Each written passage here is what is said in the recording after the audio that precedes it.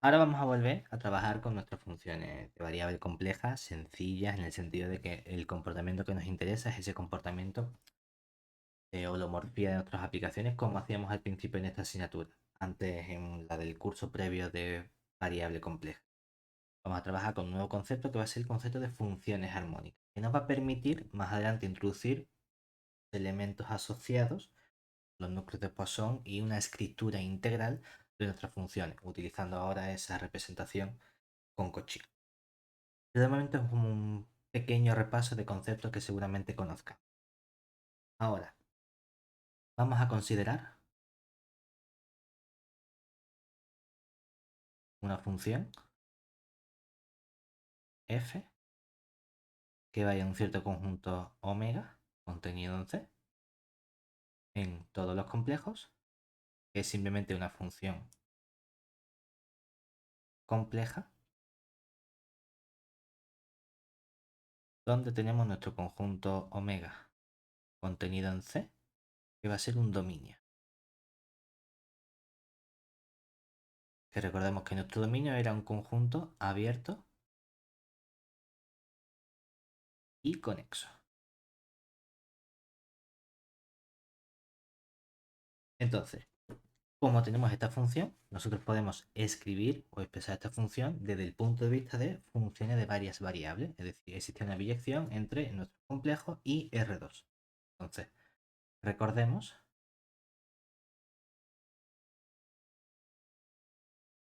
que si tomamos z como x más y por y, entonces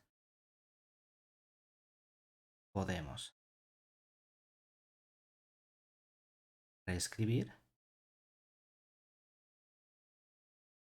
nuestra función f de z como una función que ya va a depender del x más y por y, o lo que es lo mismo podemos entender que va a depender únicamente de las incógnitas x e y de estas variables. Por lo tanto, con este cambio de notación estamos expresando esta función como una parte u de xy más y por una parte v de xy. Hemos dicho que esta parte que tenemos aquí, nuestra u de xy, es lo que sería la parte real de la función, mientras que esta parte que tenemos aquí, la v de xy, tiene nuestra parte imaginaria.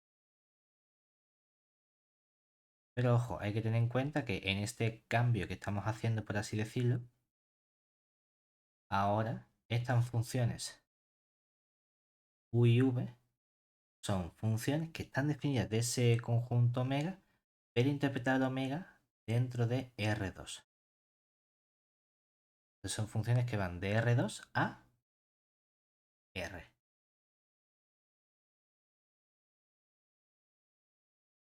A R. Entonces, la ventaja que tiene trabajar con estos elementos es que en lugar de trabajar con esos conceptos desde el punto de vista de la variable compleja, podemos trabajar con esos conceptos desde el punto de vista de variables reales, aunque sean funciones de varias variables. En particular, el concepto interesante que a nosotros nos gusta estudiar es el concepto de holomorfía, de cuando una función es derivable desde el punto de vista de la variable compleja. Eso lo podemos identificar con el concepto de diferenciabilidad que tenemos con nuestra aplicación.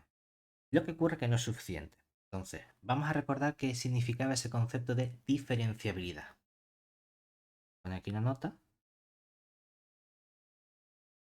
Recordemos que si pone una phi que va de un cierto omega contenido en R2 en R, es una función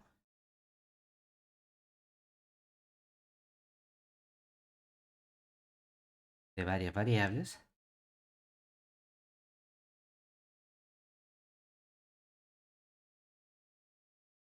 y tenemos un punto x0 y su 0 que sea un punto de omega, entonces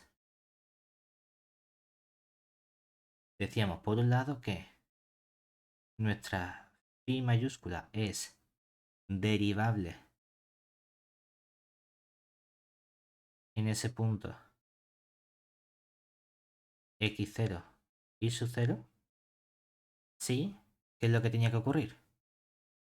Para que fuese simplemente derivable, necesitamos que exista la correspondiente derivada, que es una aplicación asociada a nuestra phi, es decir, esa aplicación, en este caso, esta matriz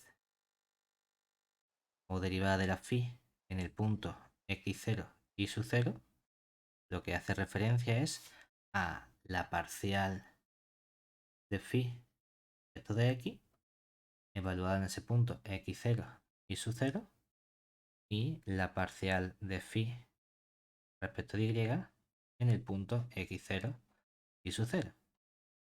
Es cierto que como en este caso tenemos una aplicación de varias variables en R, se convierte simplemente en ¿qué? En el gradiente de la phi evaluada en ese punto x0 y sub 0. Ese es el concepto de derivabilidad. Mientras que decimos que la phi es diferenciable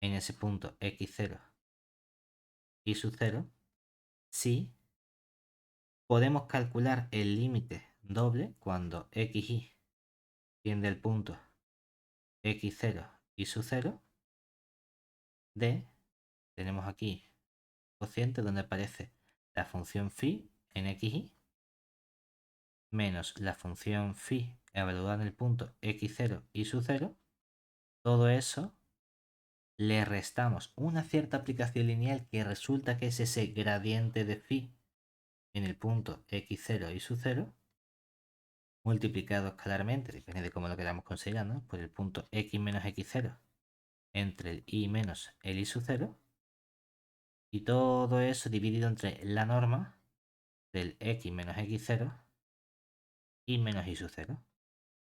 Y lo puedes poner con la notación de raíz cuadrada de los elementos cuadrados. Y este límite existe y además tiene que valer 0. Lo cual significa que en particular dentro de este límite tengo que ser capaz de calcular este gradiente de la phi en el punto x0 y sub 0. Por lo tanto, en particular, si existe ese gradiente de la phi en ese punto, es que la función tiene que ser derivable y además ese límite tiene que valer 0. Es decir, la diferenciabilidad es la derivabilidad más ese buen comportamiento de este límite doble. No solo eso, sino que además podemos hablar también de un concepto que es el concepto de la clase de derivabilidad de nuestra función, dependiendo del buen comportamiento que tengan esas derivadas parciales. Es decir, nota, dada nuestra phi, que vaya de 1 omega contenido en R2 en R, diremos que phi es de clase de su k de omega con k entre los naturales, con incluso unión en cero, si existen las derivadas parciales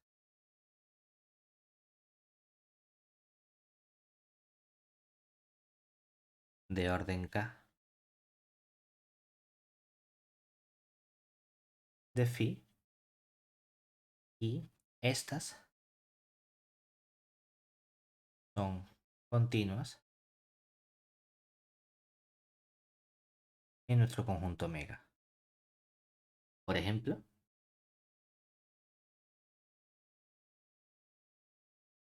para que nuestra phi pertenezca a la clase, vamos a poner C2 de omega, debe verificarse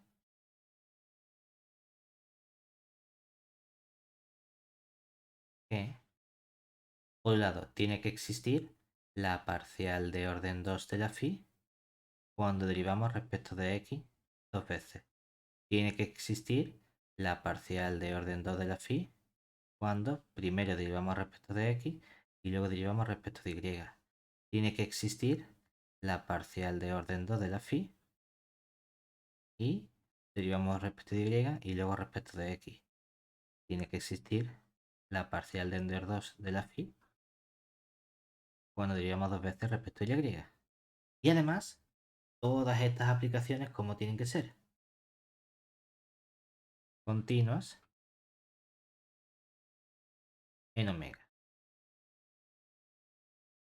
Tenemos ese doble comportamiento. ¿Vale?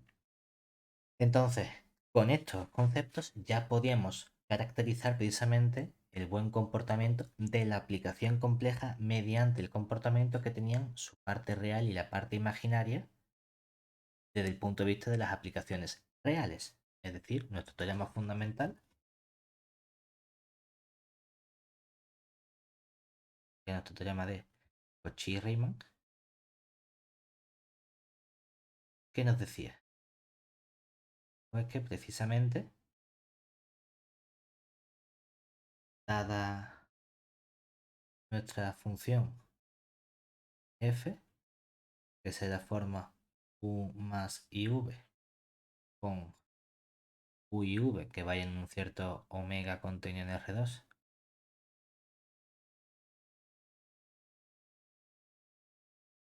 contenido en R2 a R, y un punto z0, que va a ser el punto de la forma x sub 0 y sub 0, forma binómica o cartesiana de nuestro omega, tenemos que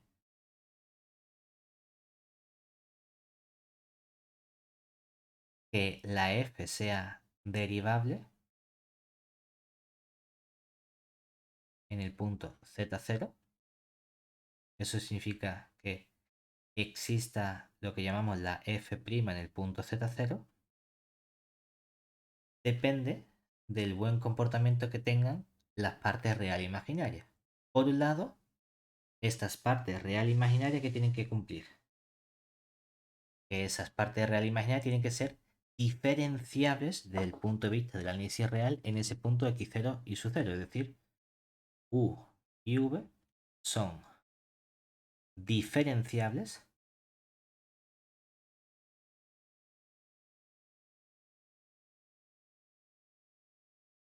en el punto x0 y su 0. Pero tenían que verificar otro buen comportamiento, y es que tanto la parte real como la imaginaria verifican lo que se conocen como las ecuaciones de Cauchy-Riemann. Y esas ecuaciones de Cauchy-Riemann que nos dicen que si cogemos la parcial de u respecto de x en el punto x0 y su 0, tiene que coincidir con lo que vale la parcial de la parte imaginaria v respecto de y en el punto x0 y su 0.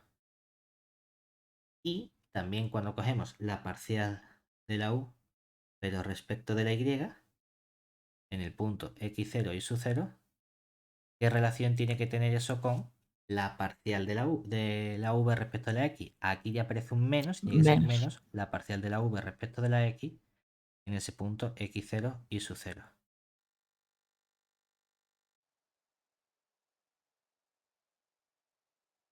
Y a esta parte que tenemos aquí es lo que conocemos como las ecuaciones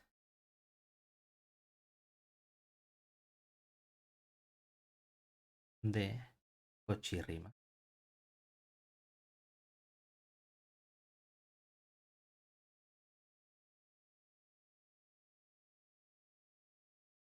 ¿Vale? En el punto x0 y su 0. ¿Vale? No solo eso, sino que cuando tenemos esa derivabilidad compleja, ¿cómo podemos calcular esta derivada? También la podemos calcular mediante las derivadas de las partes real e imaginarias. Es decir, además, en caso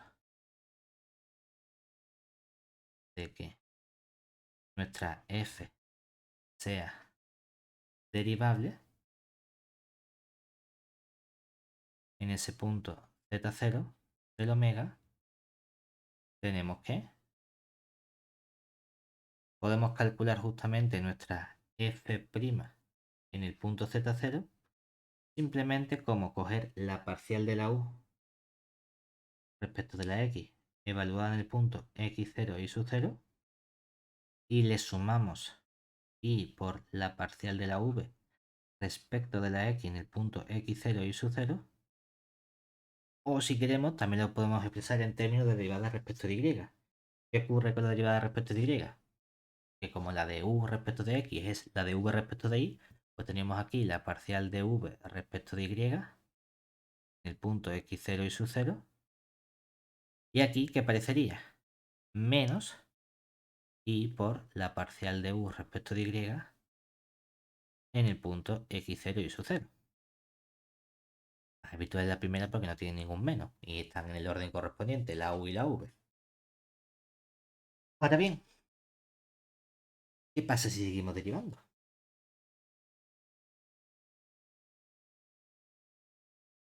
¿Qué podemos hacer?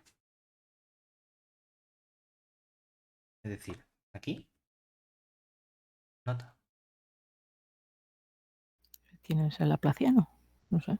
Claro, es decir, en general uno dice, oye, si tenemos nuestra f, que es de la forma u más iv con, vamos a suponer que u y v van de este omega contenido en R2 a R,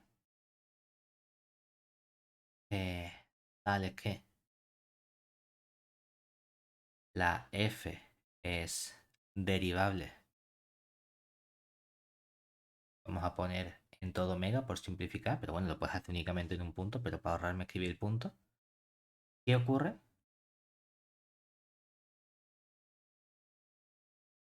Si seguimos derivando las correspondientes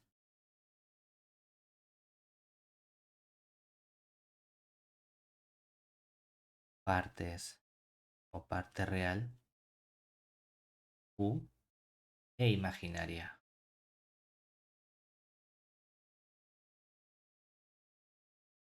v. Hombre, tendríamos, por un lado,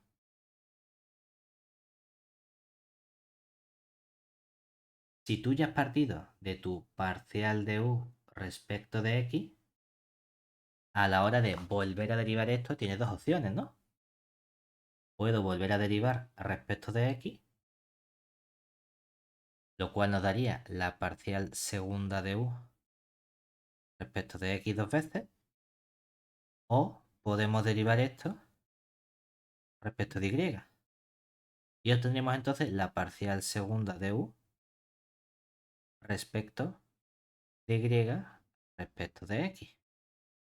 Pero del mismo modo, si partimos de nuestra parcial de v respecto de... Lo vamos a poner aquí. Vamos a ir por orden, ¿no? La parcial de u respecto de y. ¿Qué podemos hacer entonces? Volver a derivar respecto de x y derivar aquí respecto de y. ¿Qué nos daría eso entonces? Al derivar respecto de x tenemos la parcial segunda de u respecto de y a respecto de x. Y aquí tenemos la parcial segunda de u respecto de nuestro y dos veces. Este mismo proceso lo repetimos entonces con la otra función que sería la v. Obtenemos así que la parcial de v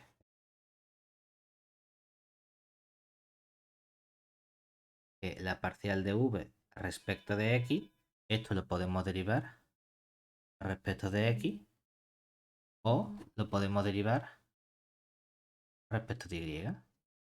Nos daría así la parcial segunda respecto de v con la x dos veces o la parcial segunda de la v aquí respecto de x de y. O la última sería la parcial de v respecto de y. La podemos derivar respecto de la x. Esto lo podemos derivar respecto de la y. Y nos daría aquí parcial segunda de v respecto de y respecto de x. Y aquí parcial segunda de v al respecto de nuestra y dos veces. Vale, dice, muchas derivadas podemos hacer. Vale, pero ¿qué información tenemos al respecto de estas derivadas? Hombre, pues una posible información es que con las derivadas cruzadas, ¿qué sabemos? Que son iguales. Son iguales, es decir, tenemos nuestro resultado que nos indica cómo tenemos ese buen comportamiento de estas derivadas cruzadas y realmente estos dos elementos coinciden. Esto y esto coinciden entre sí. Así que podemos decir que estas dos son iguales entre sí y estas dos son iguales entre sí. ¿Vale? El problema es que con las otras dos no tenemos a priori ninguna relación. Bueno, pero las otras dos nos permiten definir un concepto que es el concepto del laplaciano. Es decir, si nosotros cogemos justamente la información que nos da esta derivada parcial y esta derivada parcial, podemos juntar este comportamiento en una suma y decir, oye, ¿por qué no cogemos entonces la parcial segunda de u respecto de x cuadrado y le sumamos la parcial segunda de u respecto del y cuadrado? Esto es lo que vamos a definir nosotros como el laplaciano de la u. Oye, pues eso mismo podríamos hacer también con la parcial de v respecto de x cuadrado, la parcial del v respecto del y cuadrado y decir, pues aquí lo que obtendríamos sería entonces algo que cuando lo sumemos nos va a dar precisamente esta parcial segunda de u de v, perdón, respecto de x dos veces más la parcial segunda de v respecto de y dos veces, que es lo que vamos a llamar nosotros el laplaciano de la v. Y esto lo podemos hacer para nuestras funciones de dos variables reales. Es decir, como definición, podríamos ponerlo simplemente. Es decir, sea ¿sí? Una función cualquiera que vaya de omega contenido en R2 o en R, de modo que nuestra phi es de clase C2 de omega. ¿Para qué pedimos este clase C2? Para poder garantizar ese comportamiento que teníamos con la parte de las funciones derivables. Es decir, que podemos derivar las cruzadas y obtener igualdad con esas derivadas cruzadas. Y entonces solamente me interesa ese buen comportamiento que tienen las otras derivadas. Pues definimos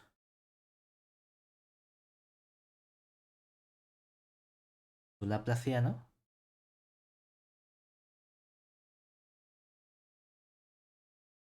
como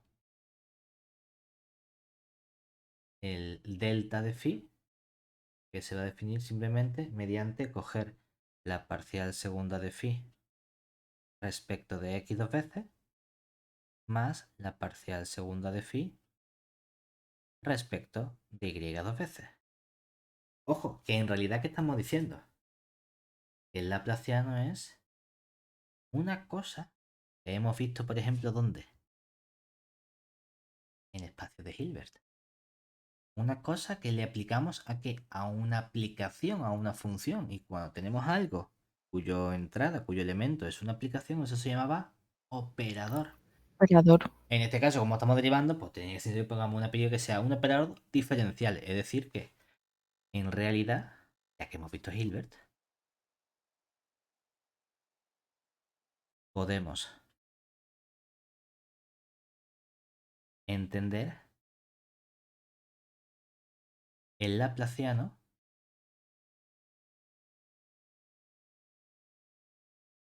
como un operador diferencial. ¿Qué hace ese operador? Pues decir, oye, pues este operador es justamente algo que sería la parcial segunda respecto de x dos veces más la parcial segunda respecto de y dos veces. Esto es lo que estamos haciendo aquí. Ahora, Una vez que hemos visto este comportamiento, uno dice, ya, pero ¿qué pasaba precisamente con las partes reales e imaginarias en el caso de las funciones derivables desde el punto de vista complejo? Ahí a lo mejor tenemos un mejor comportamiento. Es decir, por ejemplo, y es que si volvemos al caso de nuestra función f de forma u más iv con u y v que vayan de un omega en R2 a R2, tales que nuestra f es derivable u holomorfa, ¿no? Depende si ya queremos utilizar el nombre complejo. En C, en omega, entonces podemos calcular fácilmente quién sería, por ejemplo, el laplaciano de esta aplicación U, ¿verdad? ¿Qué nos quedaría? La parcial segunda de U respecto de la X dos veces, más la parcial segunda de la U respecto de la Y dos veces. Y ojo, esto no deja de ser un modo de escribir la parcial respecto de X de la parcial de U respecto de X, ¿verdad? Y aquí tenemos la parcial respecto de Y de la parcial de U respecto de Y. Pero si nos fijamos en el comportamiento que tenía esto por las ecuaciones de Cauchy-Riemann,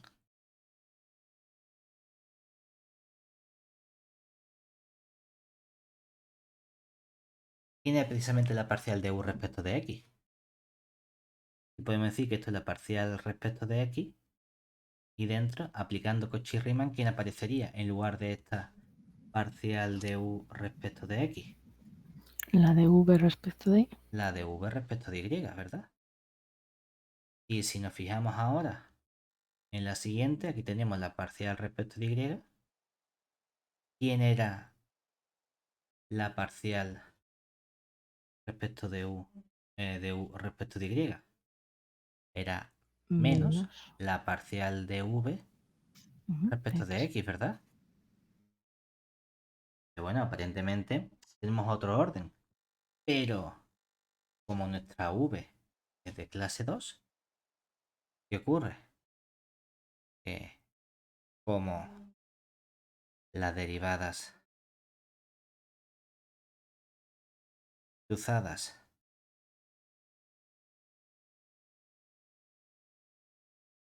de V son iguales, ¿qué obtenemos aquí? ¿Que cuánto vale esta expresión? cero. Cero, ¿verdad? Entonces, análogamente, ¿qué conseguimos? Estudiar también el comportamiento que tiene la V. Es decir, análogamente, cuando cogemos aquí nuestra parcial de V, que nos quedaría igual. Utilizando las ecuaciones de Cauchy-Riemann, intercambiamos y nos queda de nuevo que esto vale cero, ¿verdad?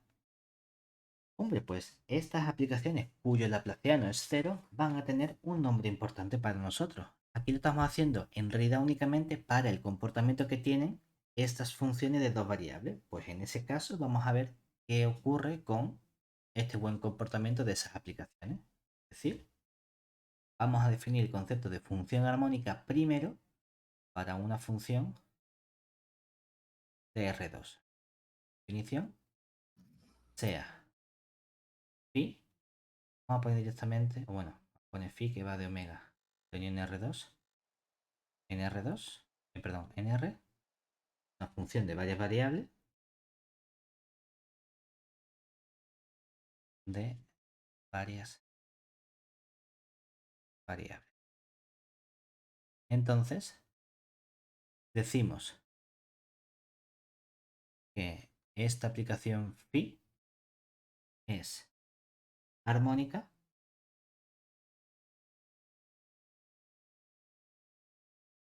sobre el omega contenido en R2, que tiene que ser un dominio, va a ser otro dominio, pero por si acaso, y pasan dos cosas exactamente. La primera cosa que pasa es que necesito un buen comportamiento de las correspondientes derivadas parciales. ¿Qué tipo de buen comportamiento? Mínimo de clase C2, es decir, que nuestra phi sea una aplicación de clase C2 sobre ese conjunto omega. Y aparte de ese buen comportamiento, cuando calculemos precisamente el laplaciano de la phi, queremos que ese laplaciano sea nulo en todo omega. ¿Vale? Esta ecuación que aparece aquí tiene un nombre propio. No es exactamente esta ecuación por motivos históricos, pero solemos llamarla la ecuación de... Tiene que ser una de ingeniería, ¿no? La de Laplace. Laplace. Aunque por motivos históricos estamos acostumbrados a Con un tener menos, un ¿no? menos delante. ¿Vale? Es decir, pero bueno, se llama la ecuación de Laplace y suele expresarse como menos Laplaciano de u igual a 0, porque esta es la ecuación homogénea de Laplace. Y luego cuando tenemos nuestro término independiente, solemos poner una función f que sea nuestra solución de esta ecuación. Vale.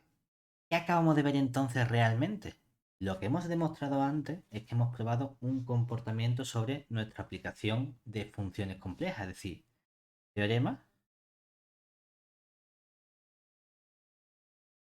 Si tenemos una aplicación compleja, es decir, si f es de la forma u más iv con f holomorfa en un dominio omega,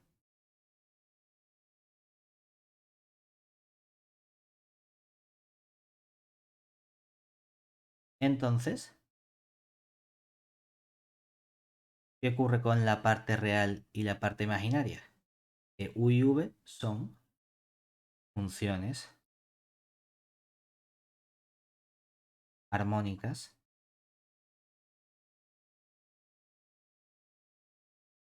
sobre omega.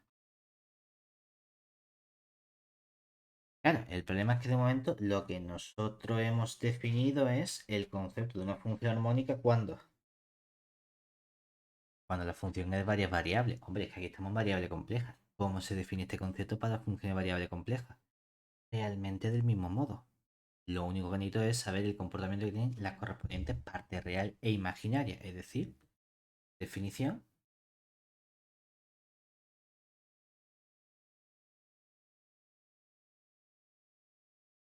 dada nuestra función f, que es la forma u más iv, con u y v, tienes que van de este omega contenido en R2 en R, decimos que f es una función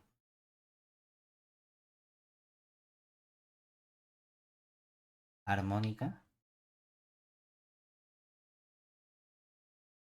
sobre omega si el comportamiento lo tiene que tener la f, lo cual significa que el comportamiento lo hereda ¿quién?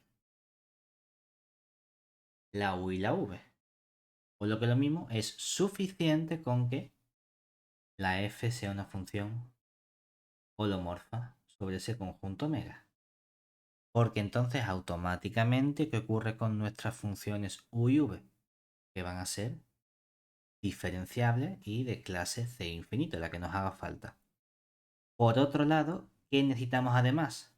Ese buen comportamiento de clase de derivabilidad de nuestras funciones es suficiente, pero nos falta el comportamiento de la derivada segunda, es decir, que ese laplaciano de la f, que se define como el laplaciano de la u más I por el Laplaciano de la V, eso sea igual a 0 en nuestro conjunto omega.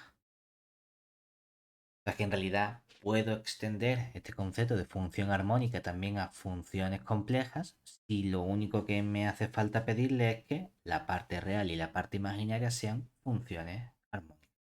Es lo único que necesitamos. ¿Vale? Claro, el tema es que a veces no es suficiente, tenemos suficiente información sobre las dos partes. Vamos a meter un concepto que no aparece en el libro, que es el concepto de la función armónica conjugada. Porque nuestra función compleja se construye a partir de dos partes, la parte real o la parte imaginaria. Lo mismo, este concepto que vamos a definir sobre una de ellas, lo podemos definir sobre cualquiera de las dos. ¿Qué quiero decir con eso? Definición.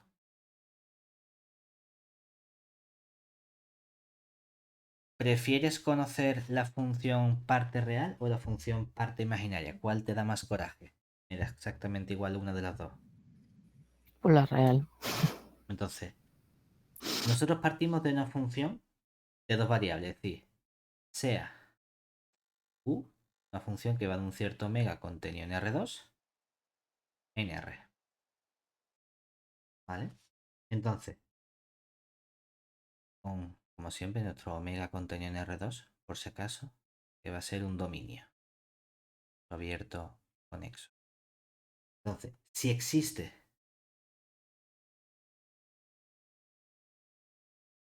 una función v que vaya también de ese omega contenido en R2 en R, tal que la función f que construimos como u más i por v, y aquí es donde digo, mira, que me da igual que esto interprete como la parte real, o que tú digas la f sea la v más i por u, ¿vale? Es decir, que el mismo concepto nos sirve tanto para cuando tengas información de la parte real o cuando tengas información de la parte imaginaria. Lo que pasa es que estoy más acostumbrado a llamar u a la parte real, v a la parte imaginaria. Y para no escribir la definición dos veces, cambiando la u con la v, me da exactamente igual con cuál la coja. ¿Vale? Pero existe otra función, de modo que o bien esa otra función hace que la parte que le falte para tener una función compleja sea una función derivable, es decir, tal que esta función es holomorfa en omega, diremos que la función v que hemos encontrado es una función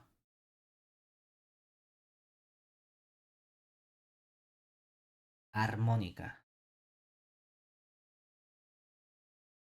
conjugada de la función u, que es lo que le faltaba a nuestra función u para convertirse o para poder construir una función holomorfa. ¿De dónde viene la parte de armónica? Precisamente en el momento en el que la f es una aplicación holomorfa, desde el punto de vista variable compleja, las dos partes real y parte imaginaria son automáticamente funciones holomorfas. Perdón, funciones armónicas, ¿vale? Por eso es esa parte de lo que me falta para conseguir ese buen comportamiento. En particular, eso siempre va a ser posible hacerlo. Es decir, teorema, aquí, dada nuestra función o aplicación u, que va de este omega contenido en R2, en R, con omega contenido en R2 dominio, entonces siempre existe una aplicación V que vaya de omega contenido en R2 en R, que sea la función armónica conjugada de la U. Y además es única salvo constantes. La diferencia que puede haber entre una y otra es una constante únicamente. ¿Vale? Eso es lo que estamos diciendo aquí. Por ejemplo, que veamos este buen comportamiento, ¿no?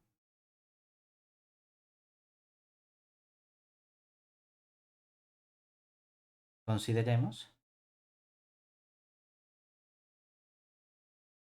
la función, poner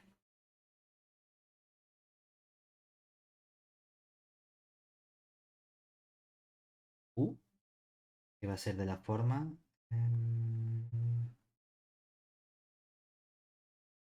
Bueno, perdón. Aquí hemos dicho que esto existe. Perdón. No he puesto ninguna condición de la U, ¿verdad? Dada U, ta, ta, ta, ta, ta, dominio, siempre existe. Ta, ta, ta, ta, ta. Ah, ¿dónde lo pongo?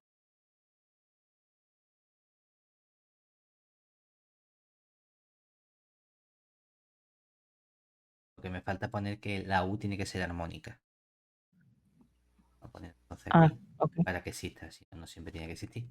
Dada U, ta, ta, ta, con esto. Si U es armónica, entonces siempre existe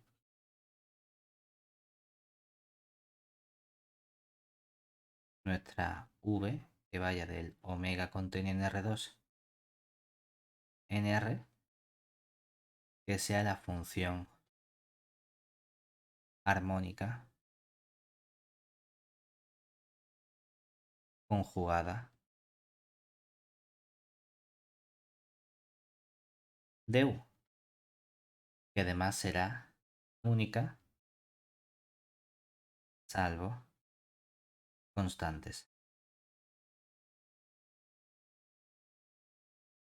Entonces, por ejemplo, vamos a coger una U, vamos a poner U que vaya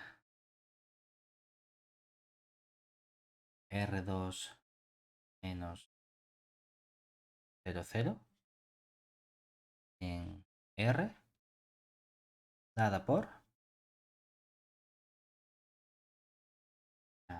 U de XY, que puede ser armónica. Salga el resultado bonito. Estas que son bastante típicas. X entre X cuadrado más Y cuadrado. Entonces, vamos a estudiar si esta función U es armónica. Es decir, para ver si nuestra U es armónica en el omega igual a R2 menos el, menos el 00, calculamos la derivada. Bueno, venga. Vamos a coger la parcial de U respecto de X, ¿no?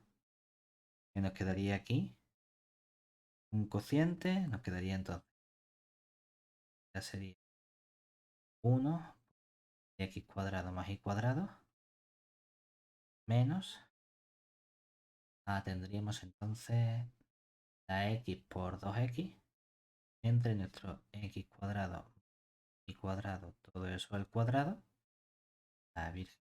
¿Qué nos va a quedar entonces?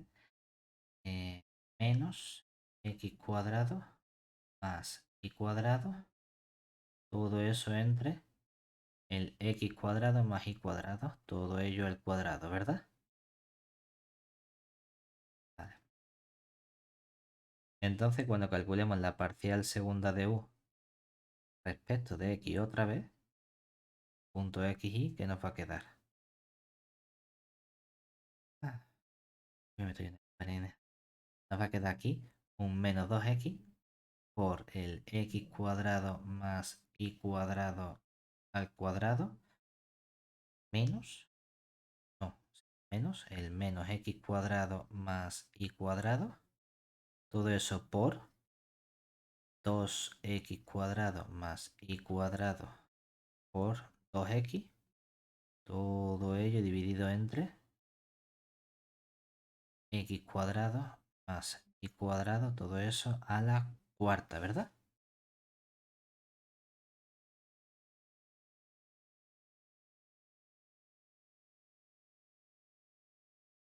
¿Hemos derivado bien? Sí, ¿no? Yo creo que sí.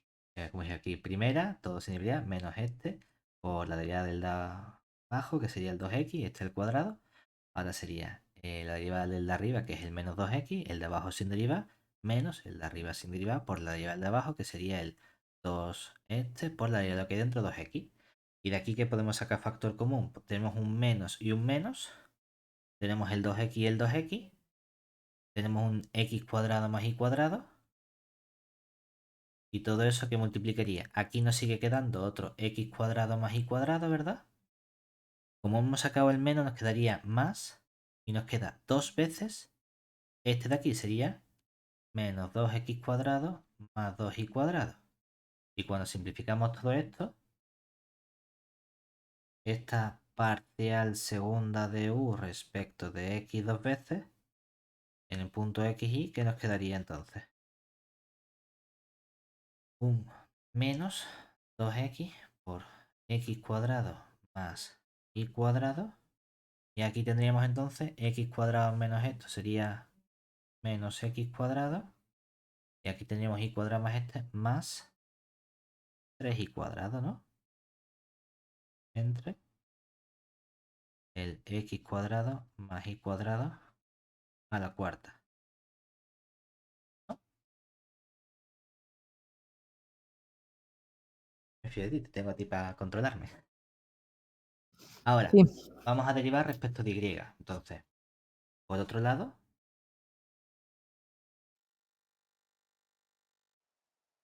tenemos que nuestra parcial de u respecto de y en un punto xy. Veremos, esta parte la podemos hacer algo más sencilla porque lo podemos interpretar como que x cuadrado más y cuadrado está elevado a menos 1 y no es un cociente porque arriba ya no hay algo que dependa de y. Entonces nos quedaría simplemente un menos, tenemos la x, abajo tendríamos el x cuadrado más y cuadrado al cuadrado y multiplicamos por la derivada que hay dentro respecto a y, que sería un 2y. Claro, entonces cuando saquemos nuestra parcial segunda, cómo vamos a ganar, la parcial segunda de u respecto de y dos veces en nuestro punto xy, ahora que tendríamos, ahora si aplicamos nuestro cociente, vamos a dejar este menos. Podemos dejar incluso el 2x aquí ya multiplicando y aplicamos el cociente solo al y partido del x cuadrado. Y así tendríamos aquí un 1 por el x cuadrado más y cuadrado menos el y por el 2y. Epa, no, y hay un cuadrado. Teníamos aquí, falta un cuadrado. Y aquí tenemos el y por la derivada de esto respecto a y sería 2 por el x cuadrado más y cuadrado por otro 2y. Y todo eso entre el x cuadrado más y cuadrado al cuadrado. Luego, lo que obtenemos que es esta parcial segunda de u respecto de y dos veces el punto xy, que nos ha quedado. Tenemos el menos, tenemos el 2x. Pero de momento esta cosa pinta bien, ¿verdad? Porque tenemos aquí el menos, el 2x. Ahora, cuando simplificamos esta parte, tenemos un x cuadrado más y cuadrado que podemos sacar factor común, ¿verdad? De aquí y de aquí. Espera. El denominador es a la cuarta, ¿no? Y a la cuarta, sí. Sí. Cuarta. De aquí Vale. podemos sacar este y nos quedaría un 1 por otro x cuadrado más y cuadrado, ¿verdad? Ahora aquí, como saca un x cuadrado y cuadrado, esto nos queda un menos 2 por y por 2y, que nos quedaría entonces, nos quedaría un 4y cuadrado. Entonces nos queda aquí un x cuadrado más y cuadrado con un x cuadrado menos 3y cuadrado. Todo eso entre el x cuadrado más y cuadrado a la cuarta. Vale, entonces, ¿qué hemos conseguido nosotros? Hemos conseguido entonces, o hemos obtenido así, que el laplaciano de u en un punto xy, que será esta parcial segunda de u respecto de x dos veces, más la parcial segunda de v respecto de y dos veces, perdón, de u, en el punto xy, ¿qué nos quedaría? La primera parte, menos 2x, x, con el x cuadrado más y cuadrado, y luego teníamos arriba, menos x cuadrado más 3y cuadrado. Menos x cuadrado más 3y cuadrado. Y todo eso está dividido entre el x cuadrado más y cuadrado a la cuarta. Sumamos esta parte, que con el menos nos quedaría entonces un menos 2x con el x cuadrado más y cuadrado. Y aquí que tendríamos un x cuadrado menos 3y cuadrado entre el x cuadrado más el y cuadrado, todo eso a la cuarta. Y este término que aparece aquí es lo mismo que poner el menos fuera y tener entonces menos x cuadrado más 3y cuadrado. O sea que la diferencia es que tenemos el menos 2x y el menos 2x. El x cuadrado y cuadrado, el x cuadrado y cuadrado. El denominador es el mismo, pero este término es el mismo cambiado de signo. Por lo tanto, cuando sumamos ambas cosas, ¿qué nos queda? 0. Luego, nuestra función u es armónica en este conjunto omega que sería todo R2 menos el 0, 0. Porque U es trivialmente una aplicación de clase C2 de omega por ser cociente de funciones polinómicas. Bueno, lo ponemos para que no se nos olvide que son dos condiciones las que tenemos que estudiar sobre nuestra aplicación U. ¿Vale? ¿Eso qué significa? Que como tenemos este buen comportamiento, vamos a ser capaces de encontrar seguro una aplicación V que nos permita obtener que esa V es armónica y la correspondiente función de variable compleja f es una función holomorfa. Es decir, además, entonces, sabemos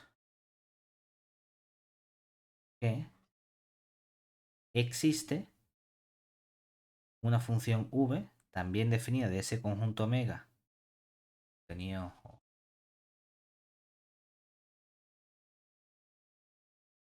de todo R2 menos el 0, 0 en R. También puedes poner si quieres armónica. Bueno, ya sabes que como la correspondiente función de variable compleja va a ser derivable, estas funciones van a ser armónicas, que va a ser la función armónica conjugada de u, tal que precisamente la función f igual a u más y por v es holomorfa en ese conjunto omega que desde el punto de vista de la variable compleja, ¿cómo lo expresamos? Como el plano complejo menos el cero. La pregunta es, ¿cómo encontramos dicha v? Porque el teorema me dice que exista, no me dice cómo la encuentras. Hombre, sabemos que si la V es holomorfa, en particular tiene que verificar las ecuaciones de Cauchy-Riemann. Entonces, la sacamos para obtener V.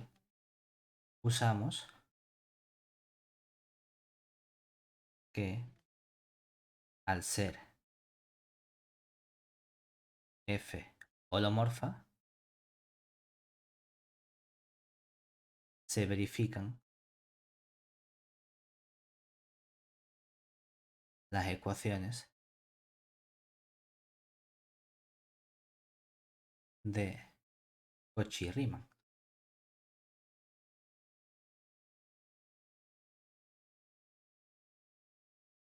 Es decir, ¿qué tenemos nosotros? Que nuestra parcial de u respecto de x va a coincidir, punto xy, con la parcial de v respecto de y en ese punto xy. Y que la parcial de u respecto de y en el punto xy va a coincidir con menos la parcial de v respecto de x en el punto xy. O lo que es lo mismo, estamos resolviendo un sistema donde, por un lado, la parcial de v respecto de y en el punto xy que nos tiene que dar. Esta parcial de u que hemos calculado la primera parcial, que sería menos x cuadrado más y cuadrado entre estos. Pues vamos a tener aquí menos x cuadrado más y cuadrado, todo eso entre el x cuadrado más y cuadrado al cuadrado. Y por otro lado, el menos parcial de v respecto de x, punto xy, que nos va a quedar. ¿La habíamos derivado respecto de y? No llegamos a derivarla respecto de y, ¿verdad? Ah, sí, si la derivaríamos aquí, ¿no? Derivada de u respecto de y sería el menos 2xy, ¿vale? Pues vamos a tener aquí menos 2xy partido el x cuadrado más y cuadrado, todo eso al cuadrado, ¿vale? ¿Bien hasta ahí? Decimos, oye, ¿y cómo derivamos esto? Péate. Son EDOs, pero bueno, son EDOs más o menos sencillitas, ¿verdad? Únicamente dependen de la X. ¿Cómo sacamos esta EDO? Me da igual, no sé si tienes alguna preferencia entre la primera o la segunda. ¿En cuál te gustaría intentar centrarte primero? La primera. ¿Seguro? No sé, ¿te gusta más la segunda? Da igual. No, Yo era vamos, por, lo digo por no porque tener un producto. de aquí realmente, si te fijas, esto es lo mismo que tener que la parcial de v respecto de x en un punto xy va a ser ¿quién? El menos se nos van y nos queda entonces 2. Vamos a poner aquí un y por 2x partido el x cuadrado más y cuadrado al cuadrado. Entonces, si tú integras respecto de x, ¿qué ocurre? Que de la segunda obtenemos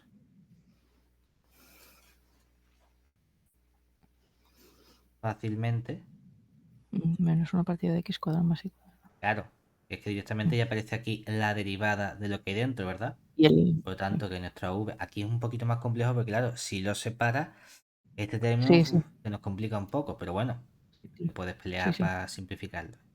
En nuestra v de x, ¿quién sería?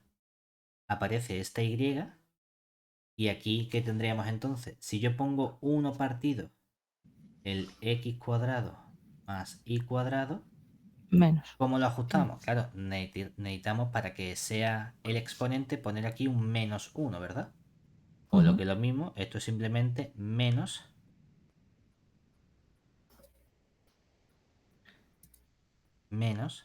el y entre el x cuadrado más y cuadrado, ¿verdad?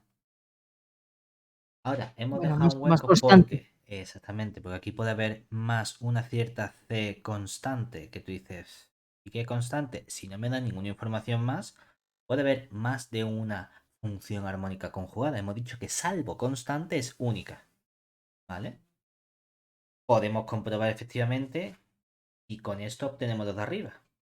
Entonces, ¿qué haríamos ahora? Observemos que nosotros hemos dicho que nuestra función armónica conjugada v de xy ha sido menos y entre el x cuadrado más y cuadrado más esa constante c. Luego, ¿cuánto vale la parcial de v respecto de, hemos dicho de x, ¿no? No, de y, la que no. Respecto de y en el punto x y. Tenemos este menos, arriba derivamos y que nos queda todo un cociente. Abajo va a aparecer este x cuadrado más y cuadrado, todo ello al cuadrado. Arriba tenemos un 1 por nuestro x cuadrado más y cuadrado, menos el y por, digamos esto respecto a y, nos quedaría 2y. La derivada de c desaparece, o sea que nos queda menos. Y aquí si simplificamos sería x cuadrado, o bueno, menos x cuadrado menos y cuadrado entre x cuadrado más y cuadrado al cuadrado, o si quieres, metes el menos dentro y te queda menos x cuadrado más y cuadrado, todo ello dividido entre el x cuadrado más y cuadrado. ¿Sabes? Que es efectivamente lo mismo que tenemos aquí. Dice, oye, pero entonces, ¿cuál es la v que elegimos? La que tú quieras. Es decir, que no existe una única función armónica conjugada. Es decir, entonces, cualquier o las correspondientes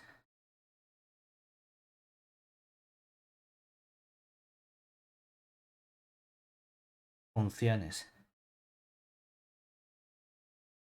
complejas que podemos construir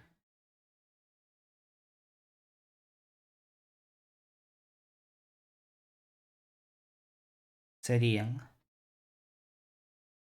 la f de z. Claro que si pensamos como f de xy, esta función, ¿quién sería? La u de xy más la y por la v de xy. Que nos quedaría entonces la u de xy, hemos dicho que era x partido x cuadrado más y cuadrado, ¿no? Y la v de xy que hemos obtenido, ¿cuáles son? Todas las formas menos y partido x cuadrado más y cuadrado. Más esa constante c, ¿verdad?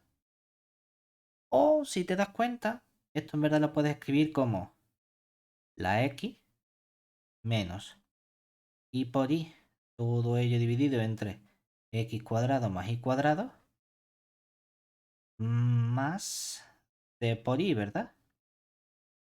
Esto es lo mismo que si aquí arriba que ponemos. Si nosotros llamamos z a nuestro x más y por y, lo que aparece arriba, ¿quién es? El conjugado. Y abajo, El módulo. al Al cuadrado, cuadrado. más un c por y. Pero incluso puedes simplificar porque el módulo al cuadrado lo puedes expresar como z por el z conjugado, ¿verdad? Y entonces, ¿esto en qué se convierte? En 1 partido de z más cualquier constante c por y. Y lo quería dejar en términos de variable compleja. Oye, pues esta función de variable compleja es una función armónica, independientemente de la constante que pongamos. ¿Vale? Vamos a poner por si acaso aquí.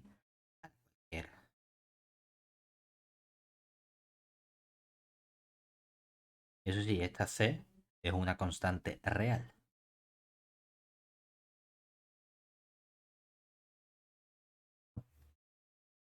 Así de fácil lo tenemos. Y con esto tenemos toda la información sobre nuestras funciones armónicas. El próximo día lo que vamos a ver es cómo utilizar esta información del buen comportamiento que tengan estas funciones armónicas para realizar desarrollos integrales o expresiones integrales mediante unas funciones concretas que llamaremos núcleos de Poisson. ¿Vale?